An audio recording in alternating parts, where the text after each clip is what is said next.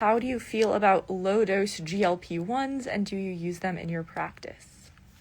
So this is a really interesting topic that we have been we've been studying, and we've been following some of the literature that is being published.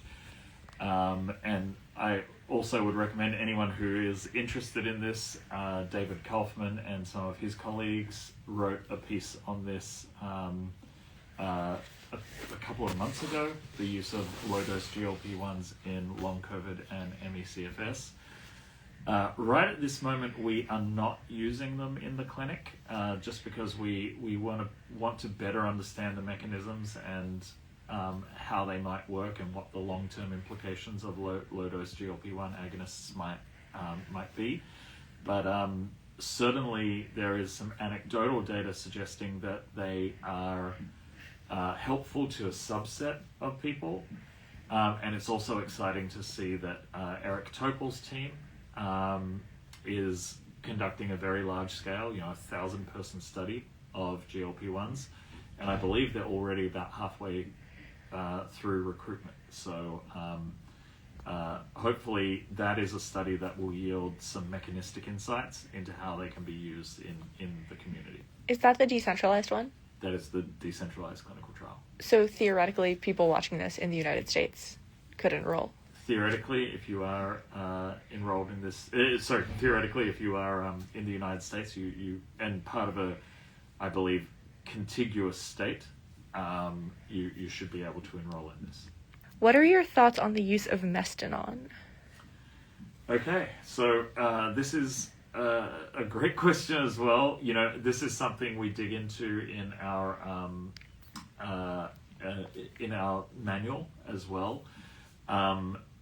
A lot of the drugs that are used for autonomic nervous system dysfunction can be really, really helpful, but only when you have a mechanistic reason for prescribing it. So not everybody responds well to mestinon, but many people do. And so what we do at the clinic is very detailed autonomic testing. So in our clinic, our approach is to start off quite conservative. So we'll do things like an active stand test to first identify if somebody has autonomic nervous system dysfunction.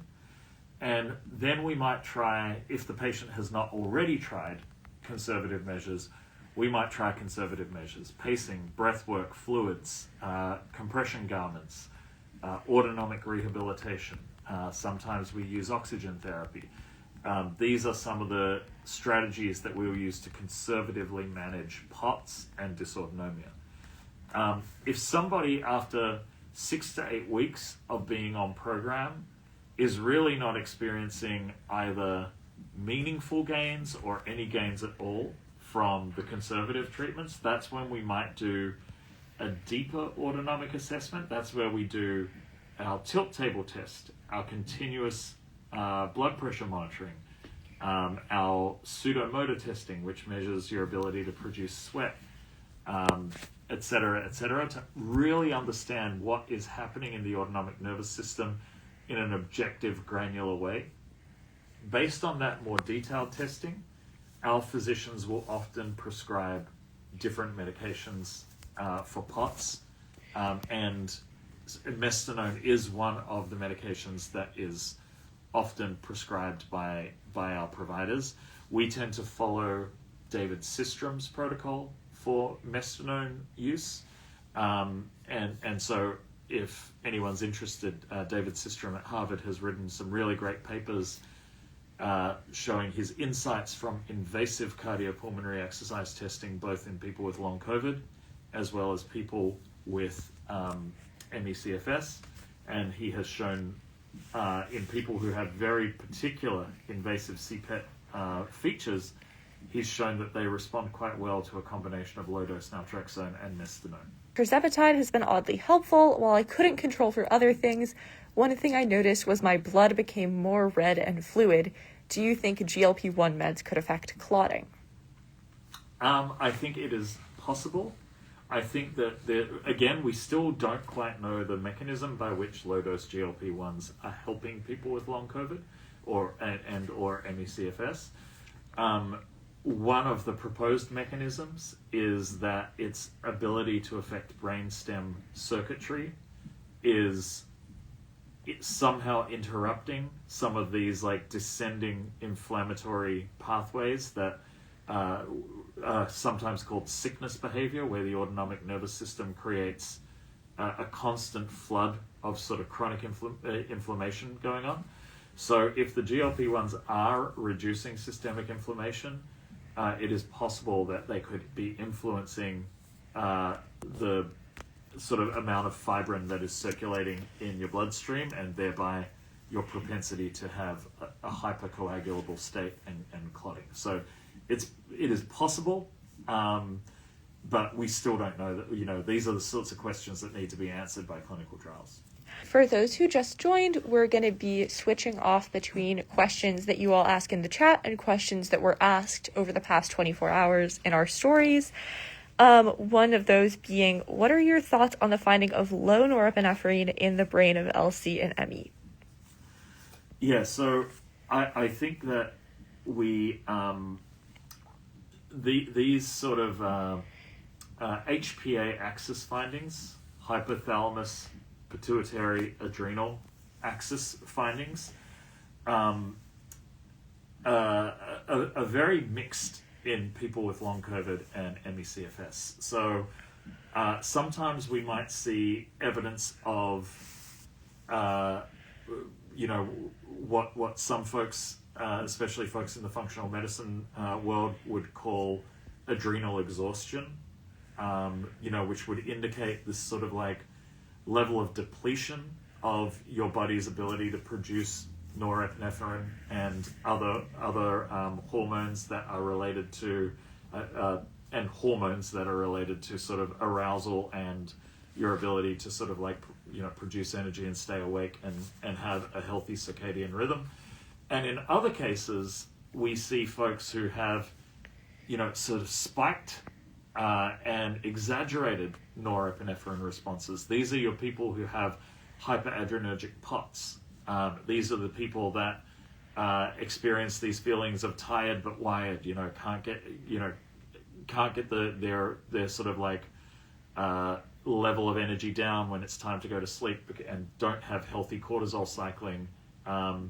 Experience exaggerated responses to startles or challenges to the autonomic nervous system, because their body is just sort of like shooting out norepinephrine at random intervals in high doses. So some people go too far in that direction, and have hyperadrenergic problems. Some people can be depleted. And again, I don't mean to sound like a broken record, but it really comes down to providers who are skilled enough to identify which direction you're going in, and to do that through objective testing. We just got in the chat, I had to go, but I love your accent. And for those of us with long COVID who can't access antivirals, are there any supplements with antiviral activity against COVID that are showing promise? I would say right now, the not necessarily antiviral protocols, but there are immunomodulating protocols. So we talk to a lot of patients who have experienced benefit from supplements like brewer's yeast. These are supplements that are sort of clinically proven in really good quality randomized controlled trials to boost natural killer cell function and improve immune function. So a lot of our patients tell us that sometimes taking supplements of this nature that boost immune system function can be quite helpful. In addition, if you look at some of the emerging literature, there are supplements like berberine and nattokinase that, at least in vitro, so not in studies involving the human body, but in studies that have been conducted in dishes, in petri dishes, we can see that things like nattokinase and berberine have anti-spike activity, so they can help to degrade spike protein. There is a there is a wonderful PharmD by the name of Martha Ecke, who has published some work on thousands of people with long COVID and ME/CFS responding to her questionnaires about which supplements they've taken, which have been most helpful.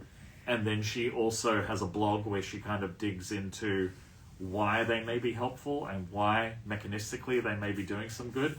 I would strongly recommend Googling Martha Ecke and checking out her Substack and checking out some of her publications, because her work is now being published as well, which is really exciting. If you could run any kind of clinical trial right now, what would you trial and why?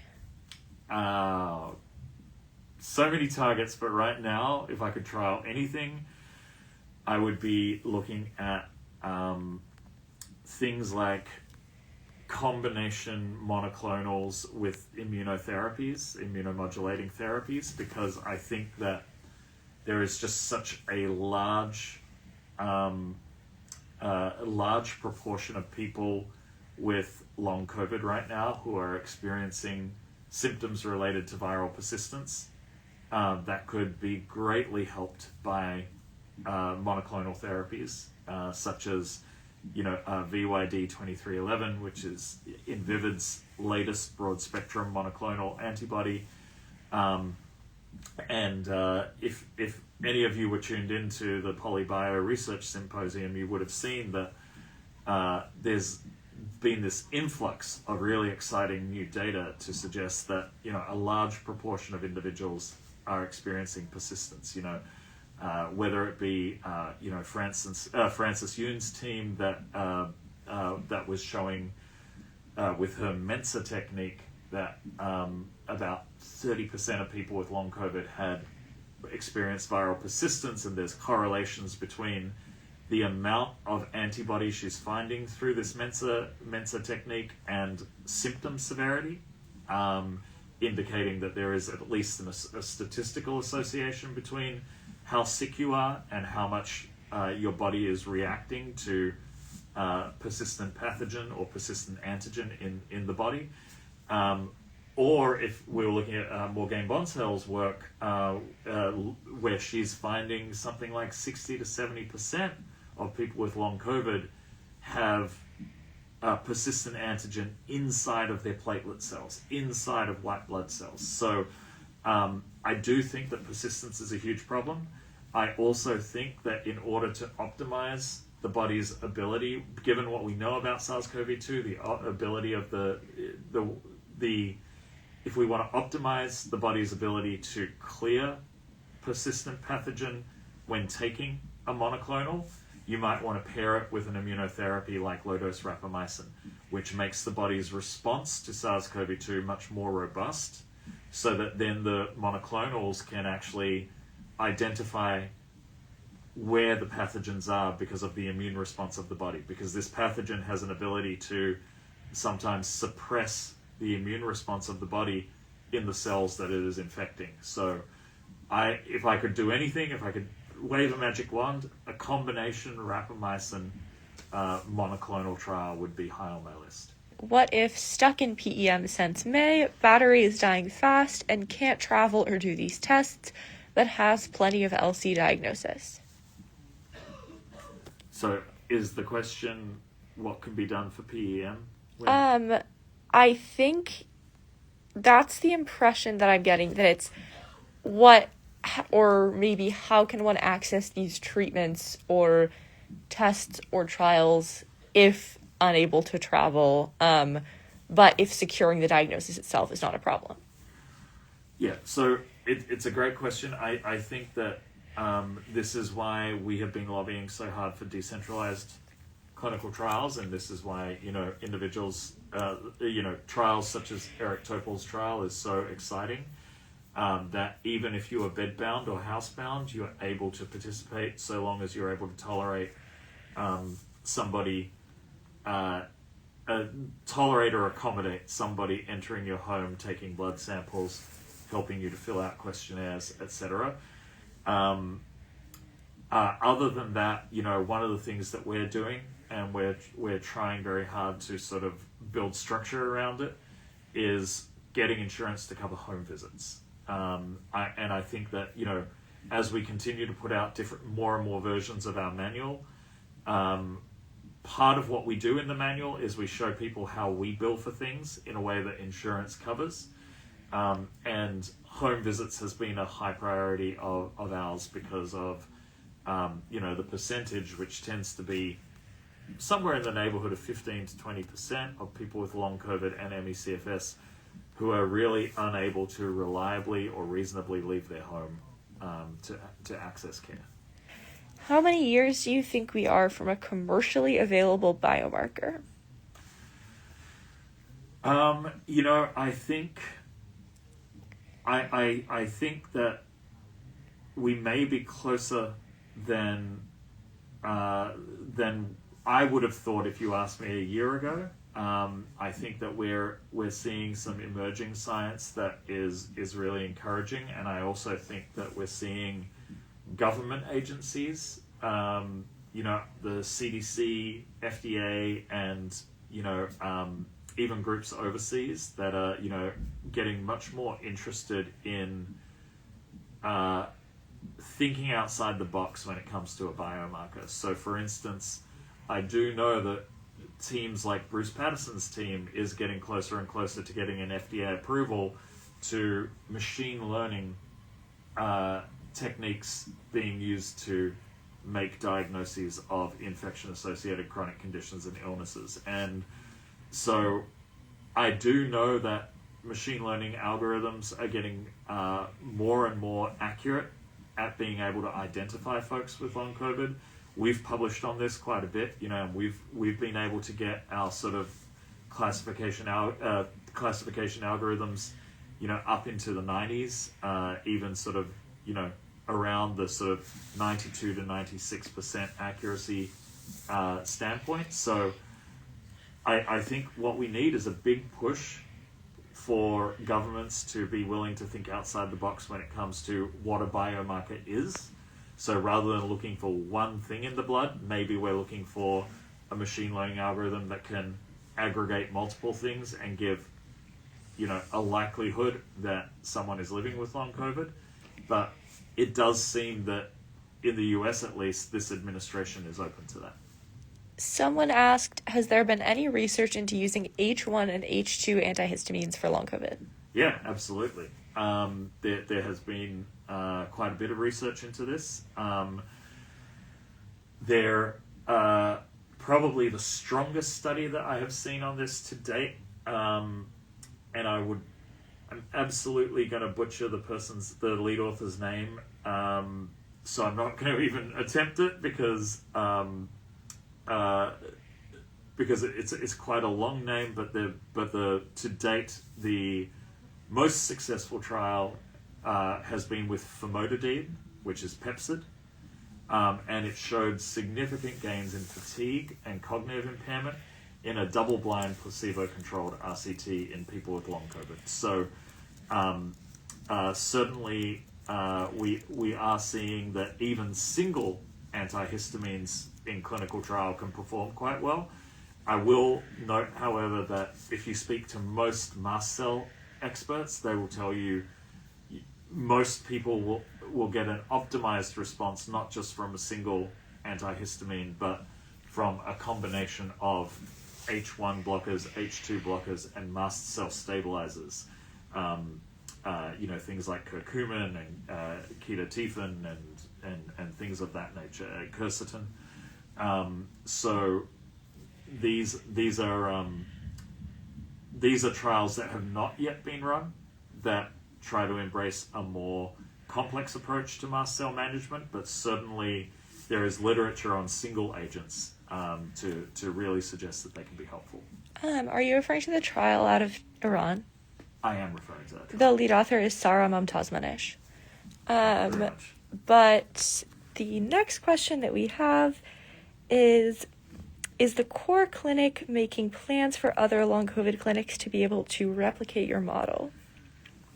That is a great question, and thank you for it. Yes, the answer is yes. We are actively creating CME accredited courses and coursework, which continuing medical education is what CME stands for, and it's basically coursework that active clinicians can kind of get credit for toward a continuing, their commitment to continuing medical education, which they have a requirement to, complete at least a few courses every year. So we're out there educating as many physicians and other clinicians as possible who are interested in learning about this. We're also trying to release and re-release our manual every 6 months that details all of our all of our clinical practices, so that if anyone is interested in trying to replicate our clinical practices, they can just take the manual and straight replicate everything that we're doing. I say this a lot, but I'll say it again. Our goal is not to be a destination clinic. Our goal is to be a clinic that launches thousands of clinics by giving folks around the country the complete transparent access to everything that we do, so that they can feel comfortable doing it as well. Okay. Is it possible to send an email to Dr. Putrino? It's always possible to send an email to core@mountsinai.org, CORE@mountsinai.org, and those emails will get forwarded to me. And someone else asked, I recently got Pemgarda about 7 weeks ago and have worsened significantly. Do you have a suspicion as to which subtypes might do better or worse with monoclonal antibodies? A suspicion is a good word for what we have, and I think that at the Polybio Symposium, Michael Peluso spoke a little bit about this as well, but I do think that as we start to sort of aggregate data from people all over that have been trying monoclonals, it would seem that individuals who from their physiology and from the testing that we're doing, individuals that seem unable to mount a good antibody response to circulating spike protein in their body. So these are people who have circulating spike in their body, but when you look at their sort of like antibody titers, their antibody titers are quite low, meaning that their body isn't really trying to sort of like fight off or clear the spike. Those are folks who seem, right at this moment, more likely to be responsive to monoclonals. And individuals who maybe either don't have a lot of evidence of circulating spike protein but have this huge spike antibody count, or are able to, mount an effective response to circulating spike, and do have the circulating spike, those folks may be less likely to be responsive. But this is pure conjecture right now. This is just, to use the word of the question, it is a suspicion. It needs to be validated with data. And we're learning, and I'm really sorry that Pemgarda didn't work out for you. Could they be helpful during a reinfection? There is, I think yes, absolutely. I think most monoclonals, with no exception, all monoclonals for SARS-CoV-2 are first labeled by the FDA for acute infection. And so what we know monoclonals are good for is if you are infected with SARS-CoV-2, it makes sense to use a monoclonal to treat it. So yes, it all signs point to that's what monoclonals are for, and they should be helpful when if you get reinfected. Someone asked, is there any interaction between HRT and MCAS? Yes, there can be. HRT is very complicated and very individualized.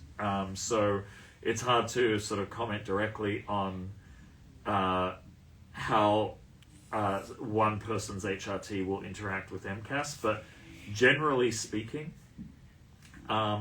there is some very well documented interactions between estrogen levels and both your ability to clear histamine and the amount of histamine that you produce.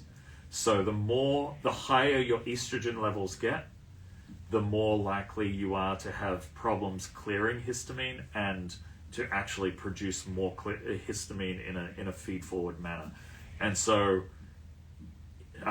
generally speaking, the strongest correlations and strongest research we have on this indicates that if your HRT is increasing your estrogen levels, it's going to have a negative effect on your histamine levels. Is the same true for interactions between GLP-1s and MCAS? Is that also possible? And 2, are there any commercially available tests which could identify the strain of persistent spike protein? Two rapid-fire, unsatisfying answers to that one. So we don't know about a relationship between GLP-1s and histamine.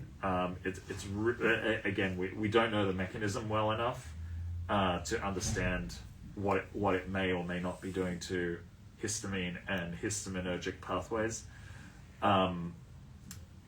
The second question, the answer is just is no.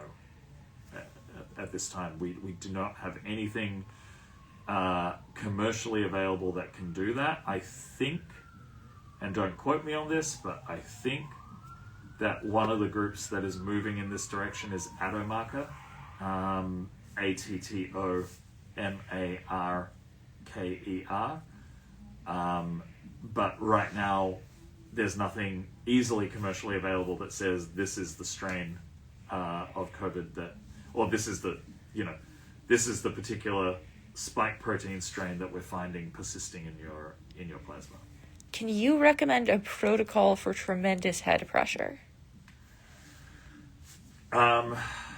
So I think it's always hard for us to recommend protocols in response to just a symptom being expressed in a forum like this. But what I would say is that when people experience tremendous head pressure, first and foremost, getting that checked out with imaging, getting that checked out as soon as possible, especially if the head pressure is worsening and you feel like it's an emergency, going to the emergency department, telling the attending that you're experiencing head pressure that is unbearable, and receiving imaging to clear anything that could be emergent in nature, as well as working with a neurologist to sort of figure out what might be causing this head pressure. Is it neuroinflammation? Is it is it something related to instability of the neck, cervicocranial instability? Is it autonomic nervous system dysfunction and blood pressure dysregulation? These are things that need to be aggressively worked up for someone who's experiencing that. I believe that this is the person who said earlier that they have trouble seeking medical care because they have severe ME. Apart from seeking emergent health care, are there ways that are successful for your patients in resolving or mitigating head pressure at home? I think that some of the things that people often try out would be changing postures, seeing if there is a postural component to the head pressure. So if it can be tolerated to have the head of the bed brought up, or alternatively lifting feet up, trying to sort of change postures and change sort of dependent fluid states to see if that alters the feeling of pressure. A lot can be done. A lot of progress can be made with just changing positioning protocols for people who are experiencing head pressure. But I'm also, I'm sorry to say that, also if you're experiencing severe head pressure and you're unable to leave the house, trying to get someone in who's knowledgeable enough about things like neuroinflammation to evaluate it is important, because you may need you may need medications to change the head pressure that you're experiencing. It's again, it's really hard to speculate without doing a full assessment, but I think that some of these experiences that people have of very intense head pressure require medical approaches. So there's only so much that can be done without a doctor stepping in and making some prescriptions. What is the correlation between elevated spike proteins / viral persistence and COVID antibodies? So could you explain those three terms? So let's talk about that. So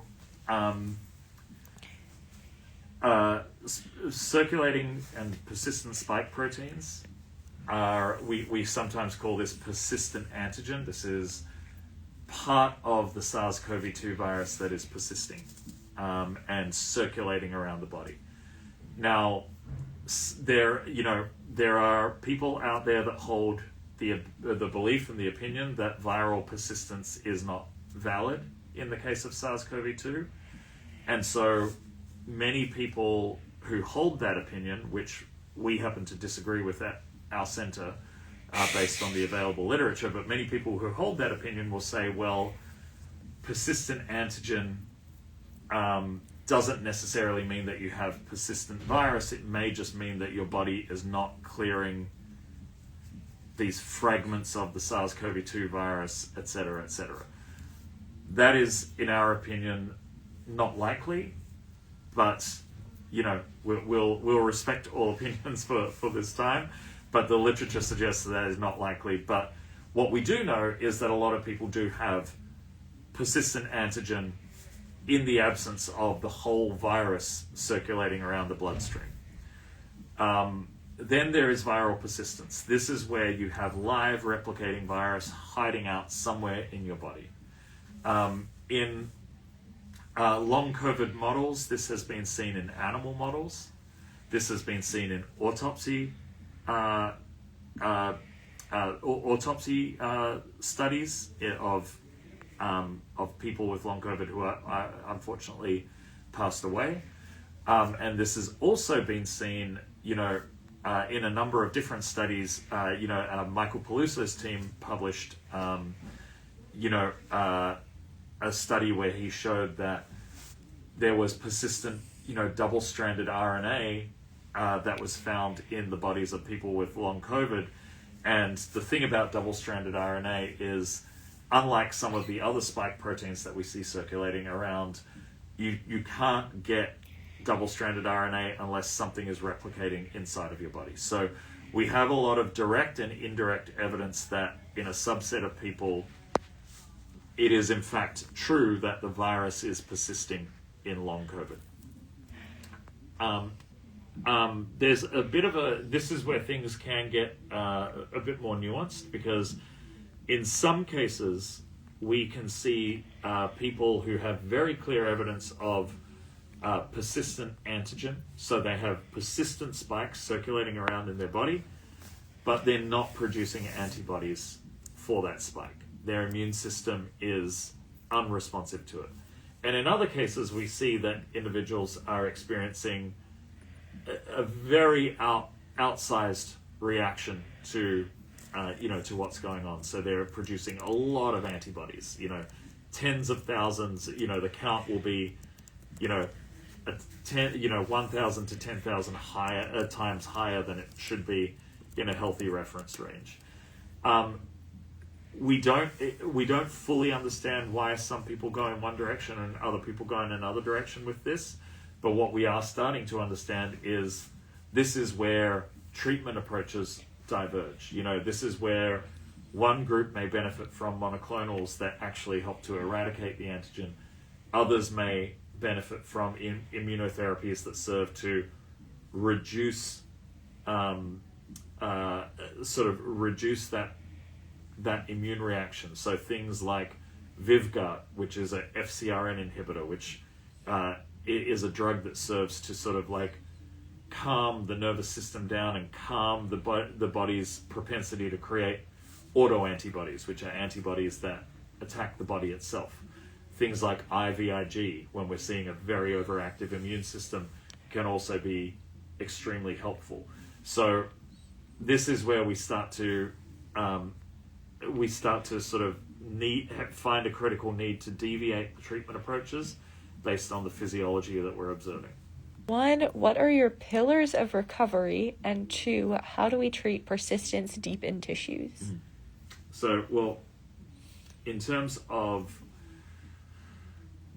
question 1, I would again defer to the manual in how we describe all of the different drivers of symptoms and identifying the drivers, and that really gives way to our sort of pillars of recovery. So I would say that, when somebody comes to the clinic, first and foremost, what we want to try and do is take someone from feeling like they have no control over their symptoms to having control over their symptoms. So that's where we start, because often when people come to us, they will be extremely debilitated by their long COVID, their chronic Lyme, their ME/CFS, and in addition to being extremely debilitated, they often won't be able to predict when they're going to crash. They really don't feel as though they have any control over the symptoms that are causing so much debilitation. And so whether it be using app-based products like the Visible app to assist with pacing, whether it be giving some basic education about triggers that can worsen symptoms so that people better understand what are the things that make them feel worse, whether it be some basic strategies like increasing fluids and electrolytes, compression garments, breath work, etc., or all of the above, getting people to a point where they understand why they're having a crash when they have a crash, and that they're feeling more empowered and more in control of their symptoms, is sort of like our first pillar of recovery. After that, that's when we sort of employ what we call the lift paradigm. That's where we listen, we investigate, we find root cause drivers of the most problematic symptoms first. So again, we ask patients to prioritize, what is the symptom that is causing the most barriers to you living a healthy life, or to you being functional, or to you being able to work, etc., etc. And then we attempt to find, the root drivers that really are responsible for that symptom, and treat that aggressively. And as we can make progress on one symptom, we move on to other symptoms, and we iteratively work with our patients to sort of get them to a point of better function. Someone is asking, are antihistamines just good for MCAS, or have they also antiviral or immune system activities? There is certainly, with a lot of the H1, H2 blockers and mast cell stabilizers, there is good evidence to suggest that they also have a role in helping to support and sustain anti-inflammatory protocols. So it's not just histamine, especially when we're talking about mast cell stabilizers like curcumin, quercetin, ketotifen. These are substances and supplements that can help with overall systemic inflammation rather than just histamine. Okay, Raven, the science maven, joined. Oh, Hi, Raven. Hey, Raven. And someone asked, what did I miss? So just like with last live, this live session will be posted on our YouTube channel, and in shorter form here as well. And if you want to hear an answer to any specific question, you can DM and we will send you that video before it's posted as well. Someone asked, what do you think of the theory of isotype switching from IgG1 to IgG4 in long COVID patients? Do you think a monoclonal antibody could help in those patients? Thank you. This is a really good question, and it's a tough question as well. I do tend to think that in these cases, this is where we may actually be leaning in the direction of immunotherapies rather than monoclonal therapies, and this is the sort of thing where we're seeing changes to antibody production and changes to antibody behaviors, where smarter immunotherapies may be needed. But first we need to be able to identify the patients in which it's happening. So once again, I'm coming back to how are we testing for these things, and how are we finding, the root cause drivers behind what symptoms people are experiencing. And someone asked, have to run, but wanted to say a massive thank you to everyone at court. Forever grateful. Keep up the great work. And they sent a sparkle emoji. Oh. Someone else asked, is it possible to come to your clinic from Europe for assessment? I do believe that it can be possible. We do take international patients from time to time. It's a little bit of a complicated process because we need to go through our hospital's international office, which can just add a lot of bureaucracy and paperwork, but it is something that is possible.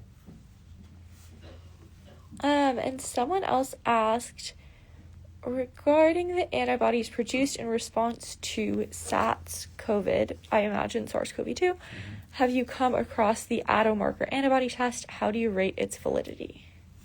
Yeah, I mentioned Autonomic, just a little while ago.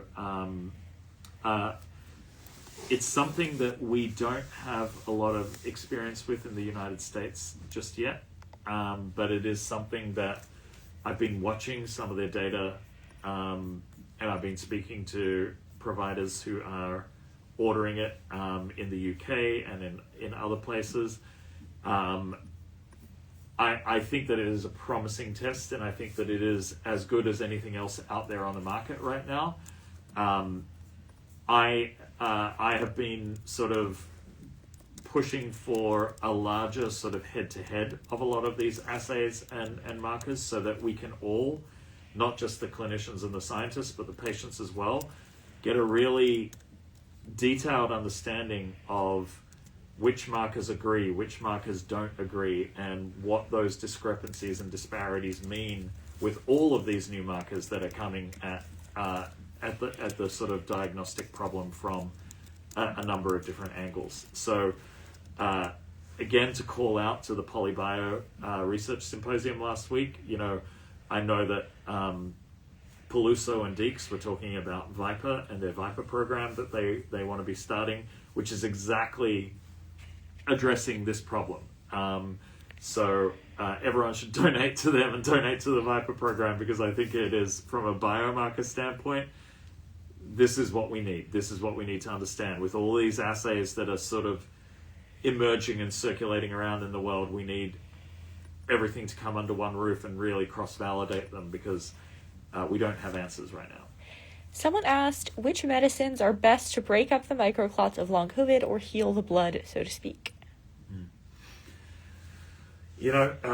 This is a question that we're actively addressing with one of our Lumbrokinase clinical trials, where we're trying to understand how Lumbrokinase, which is a proteolytic enzyme, meaning it is an enzyme that breaks down the proteins that cause clotting. In this case, fibrin is the protein that we're looking to break down. And we're studying people's ability to clot as they're taking Lumbrokinase over a long period of time. Right now, on the market, again, I'll talk about Martha Ecke's work on the supplement side of things. She has done a lot of work to sort of catalog people's responses to nattokinase, Lumbrokinase, and this is now published in a peer-reviewed journal. There's also people who are taking anticoagulation medicines, Rhesia praetorius, Jaco Lubscher in South Africa have been leading a lot of that research, where they do a combination of dual antiplatelet therapy for platelet hyperactivation paired with anticoagulation therapy. They recently published a sort of a 90-person case series showing that, on average, most people who engaged in the protocol did experience some improvement, although unlike the supplements, that's a quite intensive protocol. So you'll see in the case series that individuals who did the triple therapy, there was a subset of individuals who experienced adverse events, bleeding events, etc. So when you move more aggressively into the medical management approach, of course, there are risks associated with that, whereas some of these supplements, the nattokinase, the lumbrokinase, they work, which is why you need to be careful, so you will still bruise easily, and if you fall, you could experience a bleed, and, there are surgical guidelines around the use of supplements like nattokinase and lumbrokinase, so you must talk to your doctor, but they also appear to have the capabilities to affect clotting. How do researchers measure persistent spike? Is that something that CORE has the ability to identify today? Thank you. So right now in research, we can we can send samples off to labs who are able to look for persistent spike protein. We utilize a number of different techniques and labs. So so for instance, there's a researcher at Harvard by the name of David Walt, and he uses an assay called the Simoa assay, which really looks at plasma and sort of counts the number of spikes that it's able to find in plasma of people with long COVID, as well as healthy controls. We work with Francis Yoonhee Lee in I am completely blanking on where we send our samples for Francis's team, but she has a technique called Mensa, which basically is searching the plasma that we send for the presence of these very, very specific antibodies that can only be present if the body has been making an immune response against a pathogen in the past 12 to 24 hours, indicating that if someone who hasn't been sick with acute SARS-CoV-2 for 700 days is testing positive on Mensa, it means that the body is attempting to produce antibodies for for the pathogen. We also do tissue-based approaches. So we work with Marcella Frere at JCVI, J. Craig Venter Institute, to take tissue samples such as gut samples and do RNA scope, a technique called RNA scope, to look for evidence of the pathogen. And then more commercially available, there are tests available. So Autonomic is one example. There's also a company called Infecto Labs, which now has a number of assays where they measure your body's T cell responses to pathogens, and if your body is highly activated when say SARS-CoV-2 is exposed to those T cells, then they can conclude that you are most likely still fighting off something persistent. But the stuff that the technology and the testing that actually directly looks for the pathogen is only available in research right now. How do I know if I have viral persistence versus overreactive immune system? This is a great question, and we do not have a hard and fast answer to this right now. This is something that we're really working on trying to better understand. And frankly, we need better testing. This is one of the things that we are consistently messaging the federal government about, is that we don't have adequate tests to answer this very simple question. this question that was just asked should be very simple to answer. If 30 years ago, when we were, when virologists were talking about how to test for viruses, if they were also acknowledging the fact that these pathogens can persist and be problematic as they persist, because we've known that herpes viruses can persist for many, for many decades, but the dogma has always been, they persist, but they're not a problem.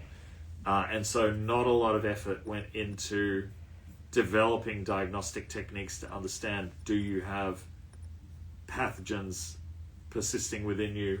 What are those pathogens doing? Are they activated? Are they dangerous? Are they problematic? So what we really need to do is get some better technology, because I'm really sad sitting here talking to you not being able to answer that question because the testing doesn't exist. It's a simple question that we should have an answer for. Have you seen persistent IgM in chronic illness (Lyme) with a negative IgG in long COVID/vaccine injured patients? So let me just get that question back. Have I seen IgM elevation for tick-borne illness in people with long COVID and in people with negative IgG in long COVID and vaccine injury? If I understand the question correctly, we have seen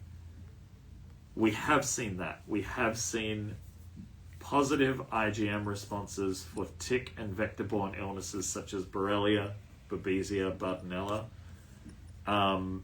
in people that we have been quite diagnostically certain of having a long COVID diagnosis. So healthy prior to a SARS-CoV-2 infection. SARS-CoV-2 infection hits, and now they have chronic illness.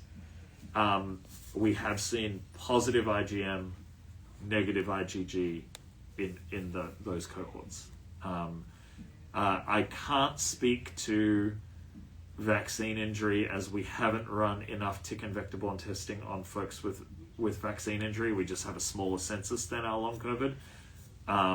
But we, in fact, from memory, I think we've only run that on one vaccine injured patient so far, but we certainly do see it in long COVID. I am IgG positive for 4 years for TB illness, negative IgG. Lyme, never converted to IgG. Why?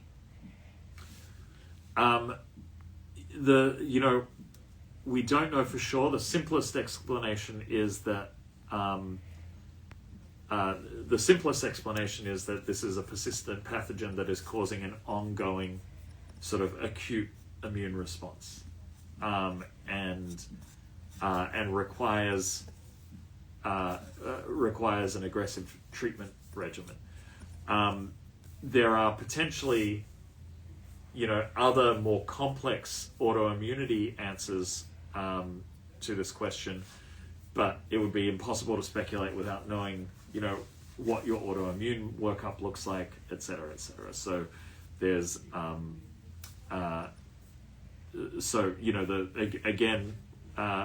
channeling Dr. Amy Prohl here right now, but Occam's razor tells us that if you just are consistently IgM positive for certain pathogens, that means that the pathogen is there, and it is persisting.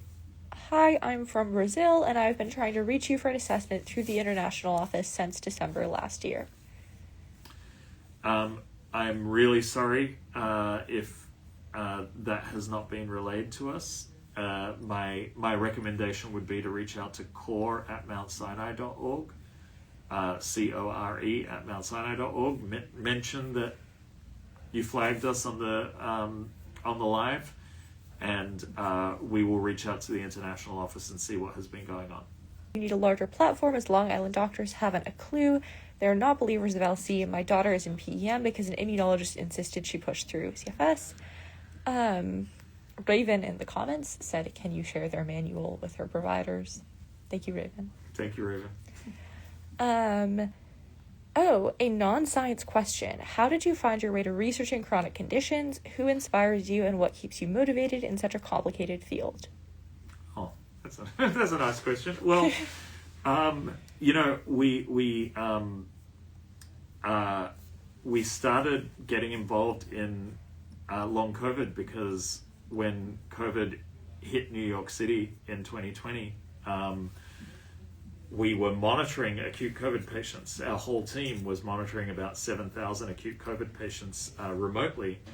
And we started to see that a percentage, you know, roughly 15 to 20% of our patients who we were monitoring weren't getting better, you know. And one of the first things that we sort of, we put out there in the world from a research standpoint was when the CDC was saying that acute COVID lasted 2 weeks. We released some of our data showing that, like, our monitoring data, you know, on average, we were seeing people taking 5 weeks, 6 weeks to get better. And then we started to notice that there was this cluster of people who weren't getting better at all. So we reached out to that cluster of people and we said, you know, this isn't acute COVID anymore. What do we do? And we started asking questions. We started speaking to these patients. And we started calling it post-acute COVID syndrome because we didn't know what to call it, but, you know, so we made up a name for it. As we started learning more and more about long COVID, then people with ME/CFS, pre-2020 ME/CFS diagnoses said to us, well, you know, this looks a lot like ME/CFS. Do you know anything about ME/CFS? And we said, well, no, we don't. So we started learning from the community, and then Amy Proel from Polybio Research Foundation reached out to us and said, hey, you know, like, you guys seem to be doing some interesting work in the space. You know, have you heard about viral persistence? And we said, no, we don't know anything about that either, but we're willing to learn. And Akiko Iwasaki from Yale said, do you know anything about the immune system? And I said, absolutely not. And, you know, we just kept asking questions, being curious, speaking with patients. We then started to hear from people with chronic Lyme disease, and they said, would you be open to seeing people with chronic Lyme disease? And our sort of posture on all of this was, it seems like we have all of these conditions where there's, you know, a lot of people who are suffering and they're being told that it's in their head, or they're being told that their illness isn't real. And we just felt very inspired and compelled to help. And we saw that genuinely these folks don't have a lot of options. And the options that they do have are wildly expensive or unaffordable or inaccessible. And so we wanted to make sure that the clinic could be the opposite of all of those things: highly affordable, covered by insurance, as accessible as possible. And we've just tried to sort of keep that going. In terms of what inspires us, it's, you know, in all of our projects, in all of the things that we do, we're not really going to stop until the problem's solved. And you know, I guess as a clinic, we could rest on our laurels and say, look at all the things that we've published, you know, we can just stop now. But the reality is that, you know, our patients aren't better. You know, we do have patients who make full recoveries, and we're really happy for them. And we do have people who go from being not functional to being functional, and we're really happy for them. But we also have people that currently we can't help, and we don't know why we can't help them. And we're not going to stop trying until we have solutions for everyone. And so that's the thing that keeps the whole team passionate and driving, is the fact that until we can help everyone, we're not done. Have patients reported improvement on Lumbrokinase? Yes, yes. People have reported improvement on Lumbrokinase. I would say that the three things on Lumbrokinase and nattokinase that we most frequently hear improving, and again, this is me being anecdotal, but check out Martha Ecke's work, because she actually has collated thousands of responses. But what we hear in the clinic is cognition, energy, pain. So those are the three symptoms that often really get quite improved by Lumbrokinase in people who respond. Our clinical trial right now, open label clinical trial on Lumbrokinase, I'm very excited about because it's not really about like publishing a paper saying, hey, does this work or does this not work? It's about identifying who it's working in and why on a physiologic level it's working, so that hopefully what we can do with the results of that study is when someone comes in, it's not guesswork. You know, we can do a blood workup and we can say, you're in this like 30% of people that we think that Lumbrokinase will be really helpful for. Take Lumbrokinase, as opposed to shrugging and saying, well, you may as well try it, and crossing our fingers and hoping for the best. Someone asked about mRNA versus Novavax for long COVID patients. Yeah, this is a great question. I would say the results of studies that we have been a part of with regard to vaccine injury has indicated that individuals who have vaccine injury seem to be unable to clear spike protein. And I think that we can see an overlap in people who have long COVID who are also unable to clear spike protein. And so as a result, even though we don't have published criteria to guide us, what we can say is that many people with long COVID have reported having more frequent adverse events as a result of taking the taking mRNA vaccines. And so out of an abundance of caution, what we often recommend with our long COVID patients is to err on the side of caution and go for a Novavax vaccine rather than an mRNA vaccine to protect themselves, because mechanistically it would seem that there is a good rationale for why an mRNA vaccine might cause some of the adverse events that are being reported to us by our patients. We believe our patients when they tell us that they're having these adverse events, and so Novavax is a good risk mitigation strategy. Is Paxlovid useful if people with long COVID get COVID again?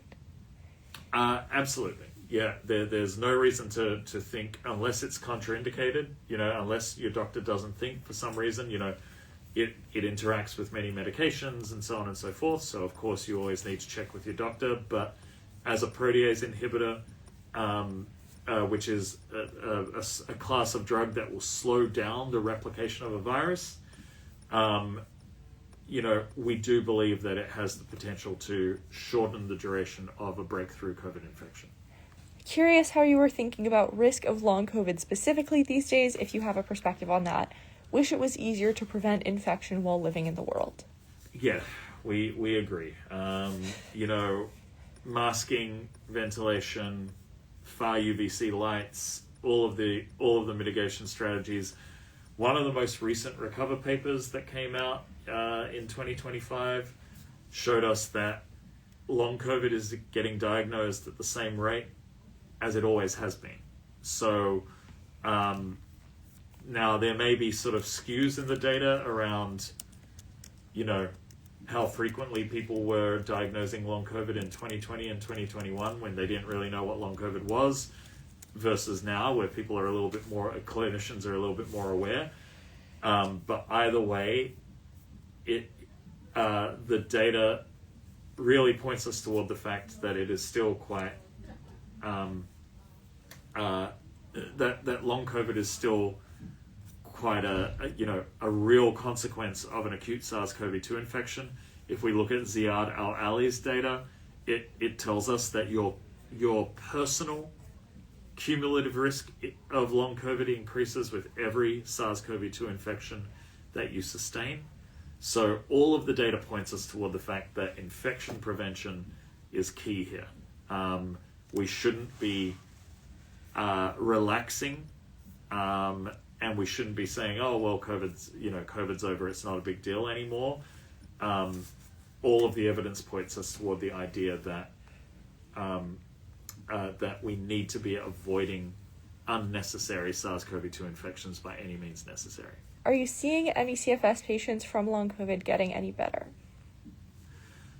So I think that we, in general, across the board in our clinic, we see most people in our clinic do improve and do experience some benefit from our interactions. I would say that we have about a 5 to 10% rate of people who come through the clinic who, no matter what we try, we can't seem to move the needle on their symptoms, and we need to learn more. But across the board, whether we're talking about long COVID, ME/CFS, chronic tick and vector-borne illness, we do see people the majority of people experience benefits. Some people even experience remission of symptoms. I will say that there is a skew toward more severe people do experience less benefit on average than less severe people. So it's not so much about the diagnoses that we've noticed in our data as it is about the severity of illness coming in. And that's why some of the things that we've been talking about most recently is in 2026, 2027, really expanding our research efforts and our services toward providing more intensive services and more aggressive research toward those in the community who are more severe.